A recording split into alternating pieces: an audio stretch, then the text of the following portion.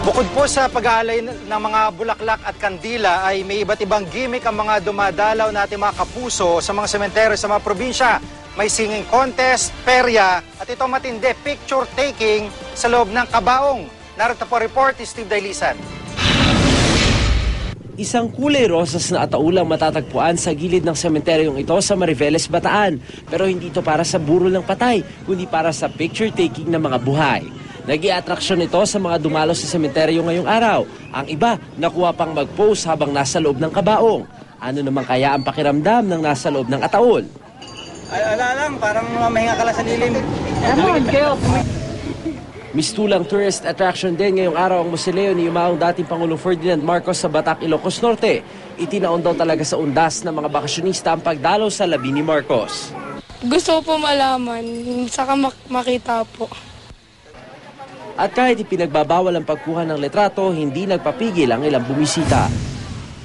Di tulad ng iba, hindi naman daw makadalo ng personal sa mga puntod ng kanilang mga yumaong mahal sa buhay ang mga nakadetain sa Bulacan Provincial Jail.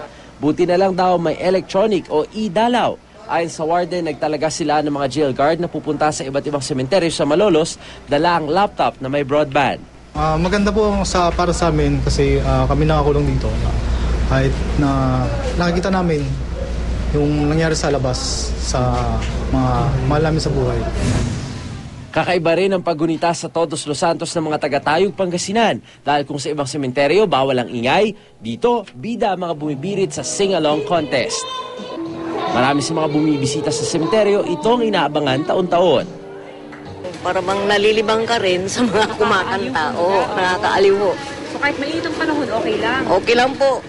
Maski umuulan, okay lang po. Kasi may singing contest, hanggang madaling araw. Maganda ho yun para sa atin, ma'am. Maganda. At kung kantahan din lang ang pag-uusapan, may isang ataul sa Pampanga na hindi para sa mga patay, kundi para sa mga gustong mag-sing-along. Ginawa raw ito para pagaanin ang pakiramdam ng mga nasa libing. Mga rides naman ang nagsibing katuwaan ng mga dumalaw sa sementeryong ito sa Davao City. 3 araw lang mag-ooperate ang peryahan pero swak na raw ito para magbigay aliw sa mga bumibisita sa sementeryo. Steve Dailisan, GMA News. Sa ibang balita po, justisya naman ang sinisigaw ng isang pamilya sa Cavite matapos na paslangin ang kanilang bunsong anak na babae at hatawin pa ito sa ulo at saksakin ng halos 50 beses. May report si John Consulta.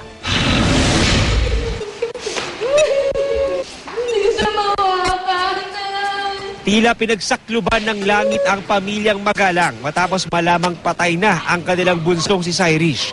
Nakagapos ang kamay at tad-tad ng di bababa sa 49 na saksak ang biktima nang matagpuan siya sa loob ng isang abandonadong kubo sa Cavite.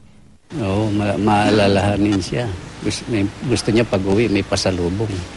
Pagtulong-tulungan nilang mahuli na yung gumawa ng krimen at kung hindi nila mahuli, paulit-ulit pa yung mangyayari. Base sa investigasyon, pasado alas 6 ng gabi noong Martes, nang bumili si Cyrus ng puto bongbong malapit sa tricycle terminal sa Barangay Molino, Bacoor. Ito ang sinasabing huling oras na nakitang buhay ang biktima. Kahapon ng umaga, natagpuan sa isang abandonadong kubo ang kanyang bangkay. Na-recover din doon ang relos ng biktima, ang puto bongbong na kanyang binili at ang isang screwdriver na maaring umanong ginamit ng suspect sa pananaksak sa biktima. Na nakahiga na yung babae na kaganyan, nakagapos, tapos wala nang buhay. At yung panty, nakababa na raw yung panty. Pero may damit siya. At yung palda, parang nakalihis na yata ng ganun. Pero base sa autopsy report, hindi ginahasa ang biktima. Posible raw na nanlaban ito.